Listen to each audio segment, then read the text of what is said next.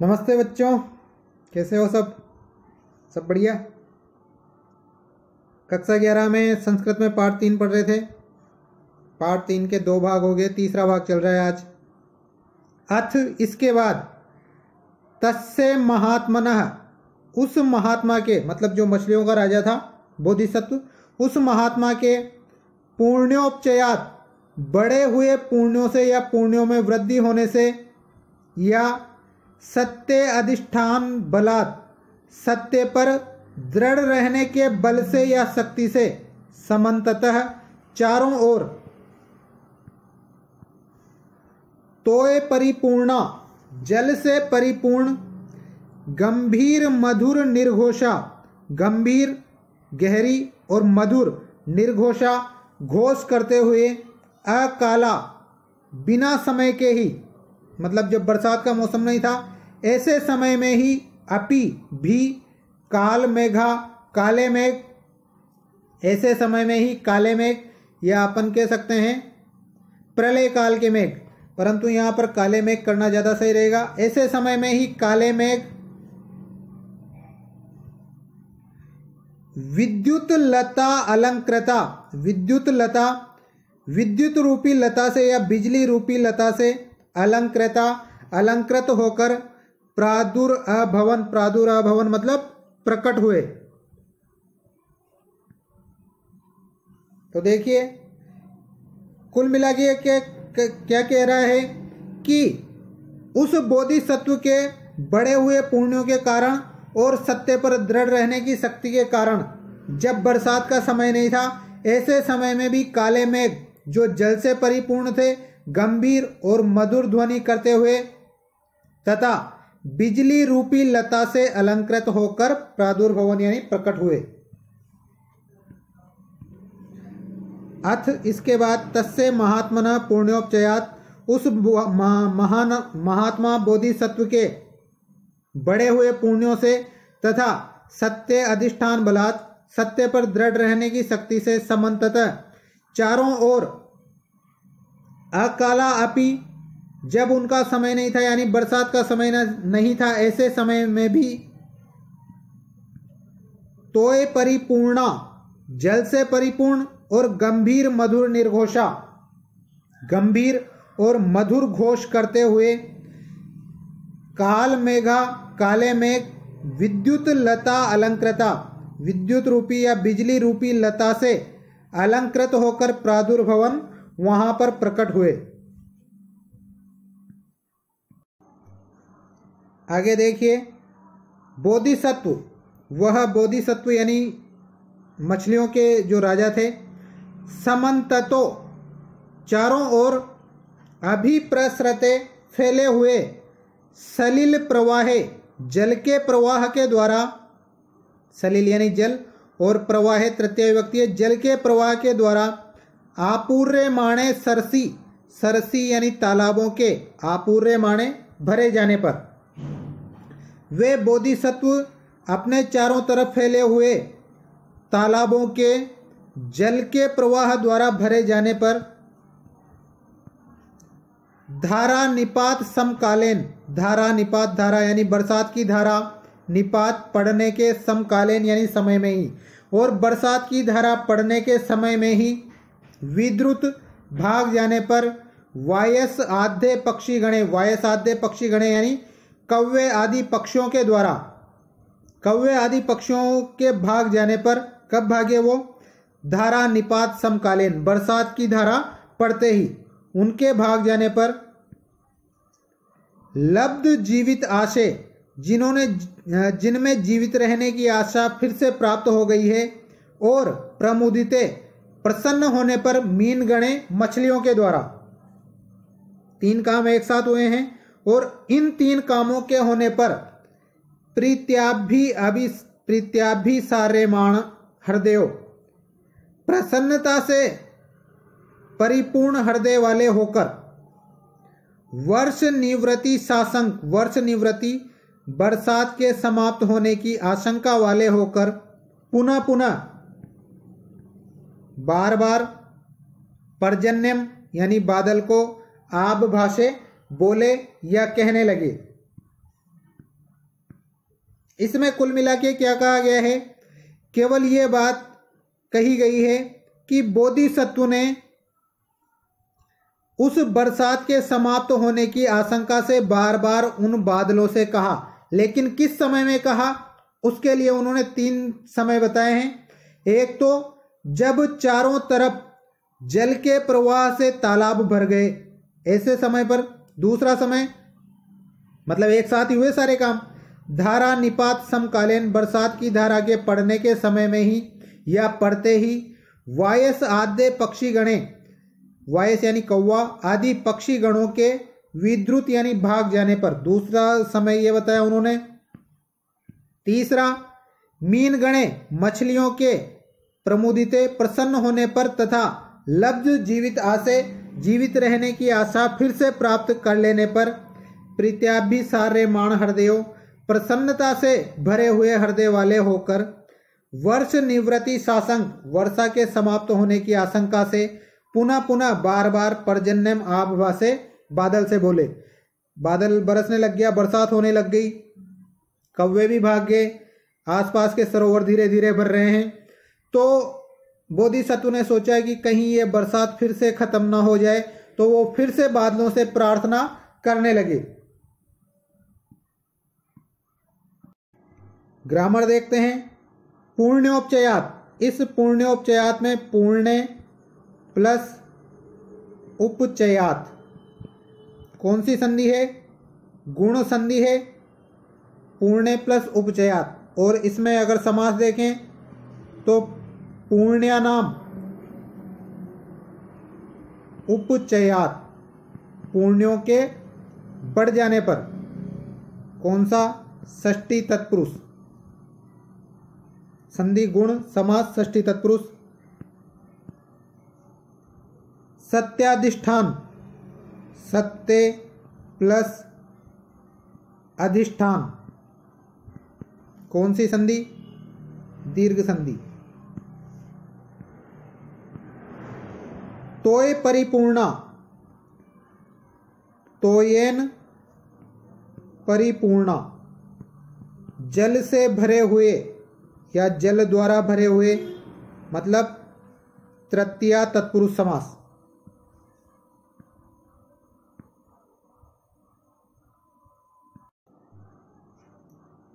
विद्युल्लता, विद्युत प्लस लता।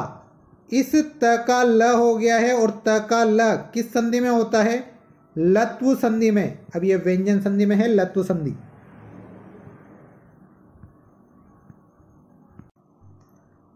प्रमुदिते, प्र उपसर्ग, मुद धातु और कत प्रत्यय। प्रीत्याभिसार्यमाण, प्रीति प्लस अभिसार्यमाण। ई की जगह पर यह हो गया है, कौन सी संधि है, यण संधि।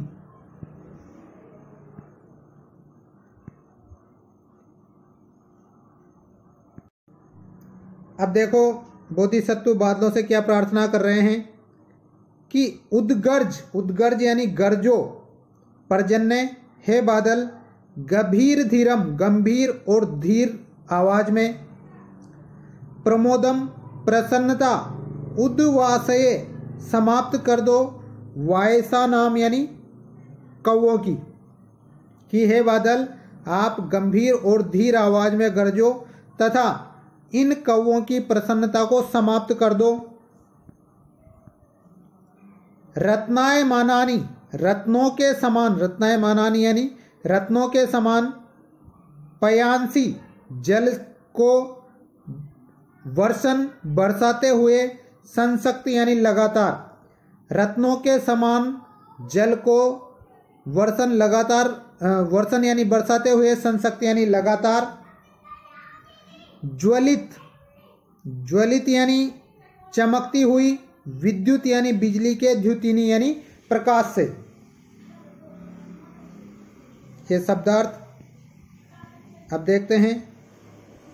पर्जन्य, हे बादल, ज्वलित विद्युत द्युतिनी, ज्वलित यानी चमकती हुई, विद्युत यानी बिजली के, द्युतिनी यानी प्रकाश से,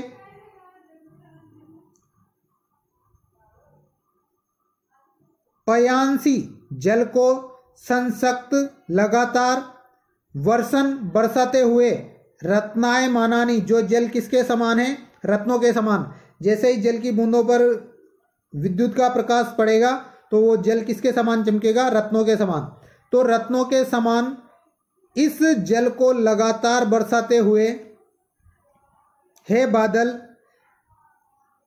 प्रमोद यानी प्रसन्नता को, उद्वासे दूर कर दो, वायसा नाम कौवों की, और गंभीर धीरम उद्गर्ज, गंभीर और धीर आवाज में गर्जना करो। कुल मिला के इसमें यह कह रहा है कि हे बादल, आप अपनी जो बिजली है उस बिजली की चमक से चमकते हुए जो वर्षा का जल है वह रत्नों के समान है, उसको आप लगातार बरसाओ, तथा इन कौवों की प्रसन्नता को दूर कर दो, तथा गंभीर और धीर आवाज में गर्जना करो।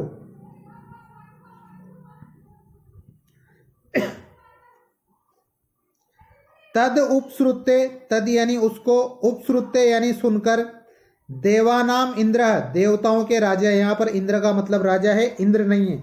देवानाम इंद्र, देवताओं के राजा, शक्र, इस शक्र का मतलब है इंद्र। ये यहां पर इंद्र और शक्र, पहले इंद्र का मतलब राजा और शक्र का मतलब इंद्र, देवताओं के राजा इंद्र।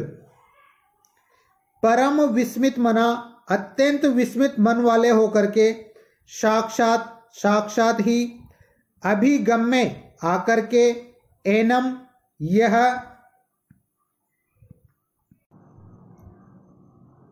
अभिसंराधयन स्तुति करते हुए, उवाच यानी बोले।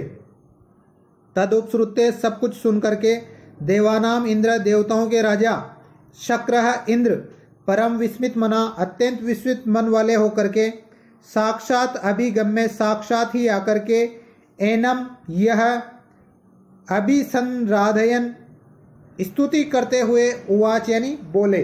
स्तुति किसकी कर रहे हैं, बोधिसत्व के, क्योंकि वो भी देवताओं से कम नहीं है। तो उनकी स्तुति करते हुए देवताओं के राजा जो इंद्र है वह उनसे बोले।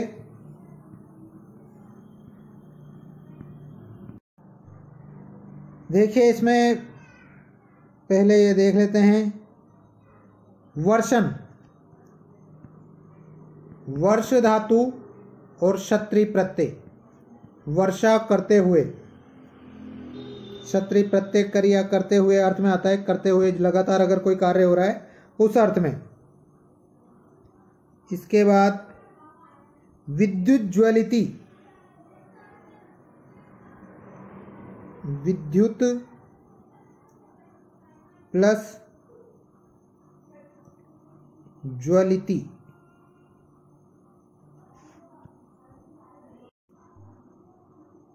देखिए यहां पर यह त है और पीछे ज है। ज कौन, दो संधियां होगी यहां पर, एक तो जशत्व संधि होगी और एक इश्चुत्व संधि होगी। कैसे होगी, पीछे ज तीसरा वर्ण है, इस वजह से जो आगे का वर्ण है वह भी अपने ही वर्ग के तीसरे वर्ण में बदल जाएगा। तो क्या होगा, विद्युत प्लस ज्वलिति। पहले यही संधि होती है, उसके बाद दूसरे नंबर पर इश्चित्व संधि होती है। अब यह किसका, च वर्ग का वर्ण है, और च वर्ग का वर्ण होने पर आगे जो त वर्ग का वर्ण है वह भी किस में बदल जाता है, च वर्ग के वर्ण में। अब द तीसरा वर्ण है तो च वर्ग का तीसरा वर्ण कौन सा होगा, ज ही होगा। अगर ज हो जाएगा तो फिर क्या होगा, विद्युज ज्वलिति। इस तरह से यह शब्द बनेगा। इसमें जसत्व और इश्चुत्व दोनों संधियां लगी हुई है। संसक्त, इसमें सम उपसर्ग, संज धातु और कत प्रत्यय। इसके बाद उपश्रुते, उपसर्ग, श्रु धातु और लेप प्रत्यय।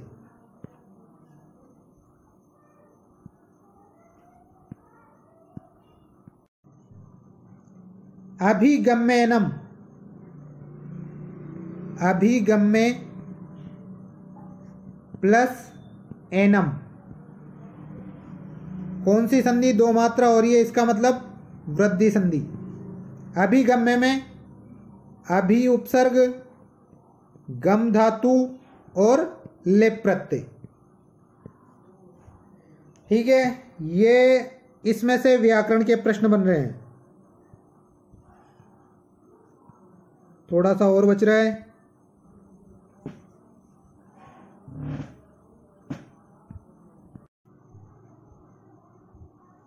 क्या कहते हैं इंद्रदेव कि तव एव, तुम्हारे ही, खलु निश्चित रूप से, एश यह, महानुभाव, हे महानुभाव, मत्स्येंद्र मछलियों के राजा, सत्य सत्य का, अतिशय प्रभाव, अत्यंत प्रभाव है कि हे महानुभाव मछलियों के राजा, तुम्हारे ही सत्य का यह अत्यंत प्रभाव है। यत की आवर्जिता कलशा इव, आवर्जिता यानी उड़ेले जाते हुए, कलशा इव घड़ों के समान, इमे यानी यह, रम्य यानी सुंदर, तनिता यानी ध्वनि में, पयोदा यानी मेघ, शरंती यानी बरस रहे हैं।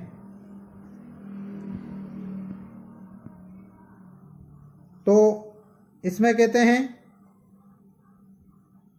महानुभाव मत्स्येंद्र, हे महानुभाव मछलियों के राजा, खलु निश्चित रूप से, एश यानी यह जो बरसात हो रही है यह बरसात मैं नहीं कर रहा हूं, बल्कि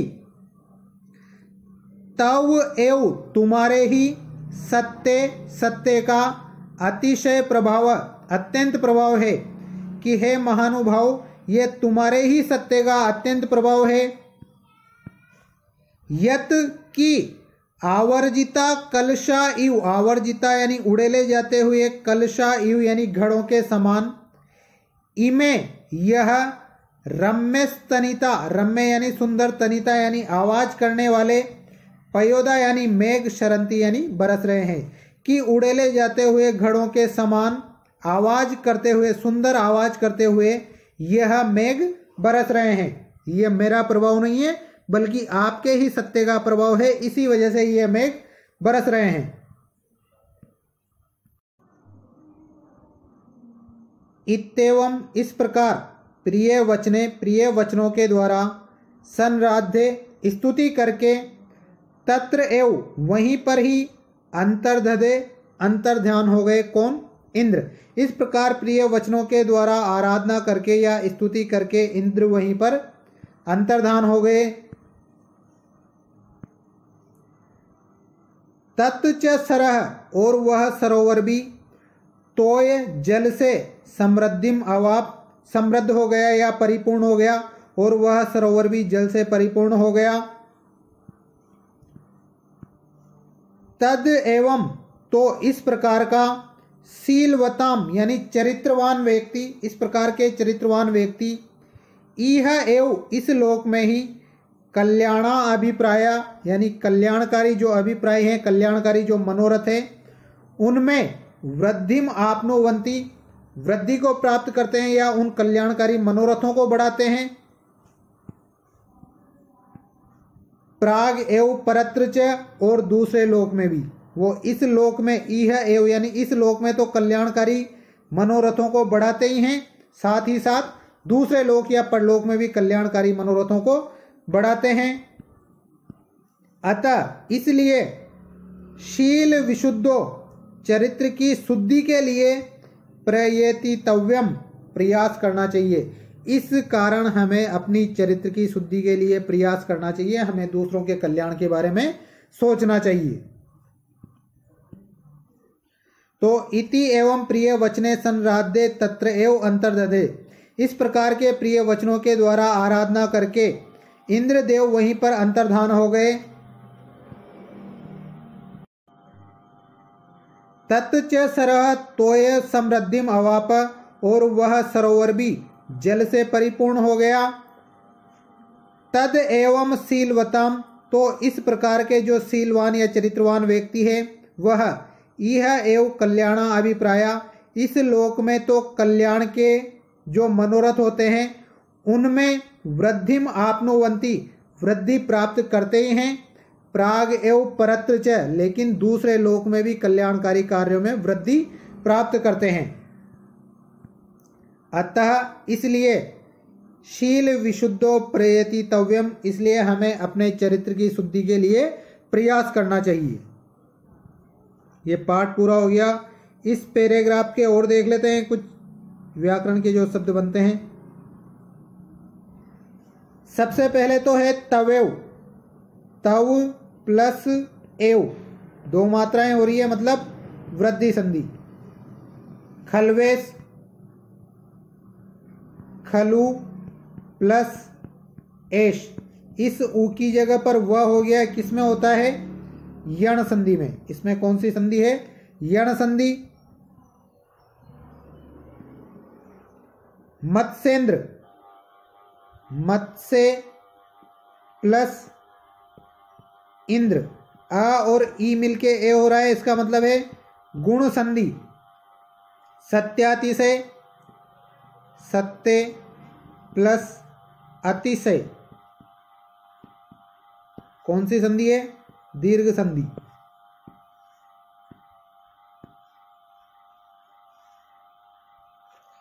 ईवे में ईव प्लस इमे, आ और ई मिलके ए हो रहा है, किसमें होता है? गुण संधि में।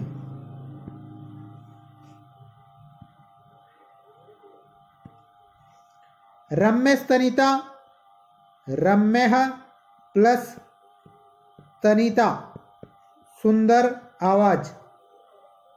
विसर्ग की जगह पर स हो गया है, इसका मतलब है सत्व विसर्ग। पयोदा किसका पर्याय है? बादल का। इत्येवम, इति प्लस एवं, कौन सी संधि? ई की जगह ये, किसमें होता है? यण संधि में।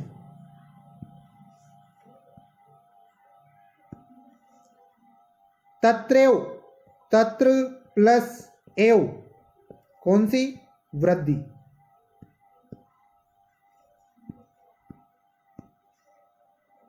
तच्च, तत् प्लस च, अभी थोड़ी देर पहले ही बताया था, इश्चुत्व संधि। पीछे च वर्ग के कारण ये भी किसमें बदल जाएगा? च में।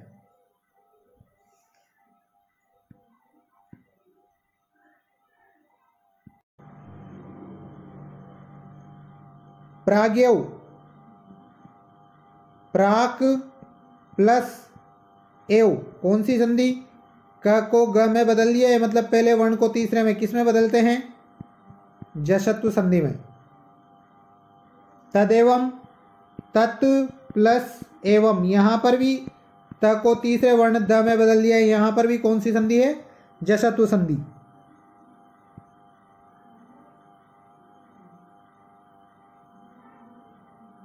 ठीक है। और तो इसमें क्या है? सत्यातिशय प्रभाव, सत्य से अतिशय प्रभाव, सत्य का अत्यंत प्रभाव। कौन सा समास? षष्ठी तत्पुरुष, क्योंकि यहां पर षष्ठी विभक्ति आ गई है। तोय समृद्धि, जल की समृद्धि, तोयस्य समृद्धि, यहां पर भी षष्ठी तत्पुरुष। दूसरी बात है, इसमें अपन जल के द्वारा समृद्धि भी इसका अर्थ कर सकते हैं। तो तोयेन समृद्धि यदि अपन करते हैं तो कौन सा समास होगा? फिर तृतीया तत्पुरुष होगा।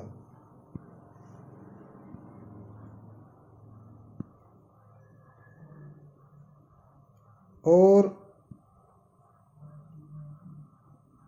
शील विशुद्धो, चरित्र की शुद्धि, शीलस्य विशुद्धो। षष्ठी विभक्ति आ गई है तो यहां पर भी कौन सा होगा? षष्ठी तत्पुरुष।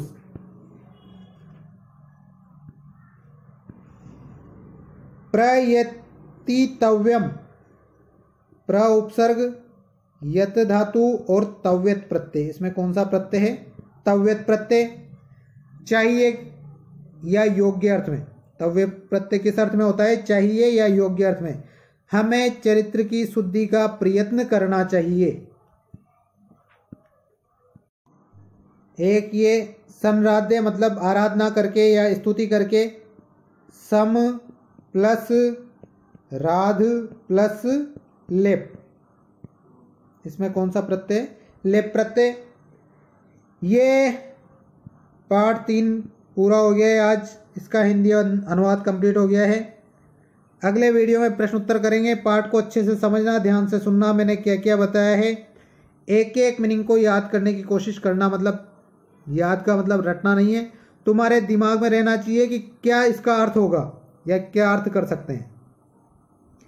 ठीक है, धन्यवाद।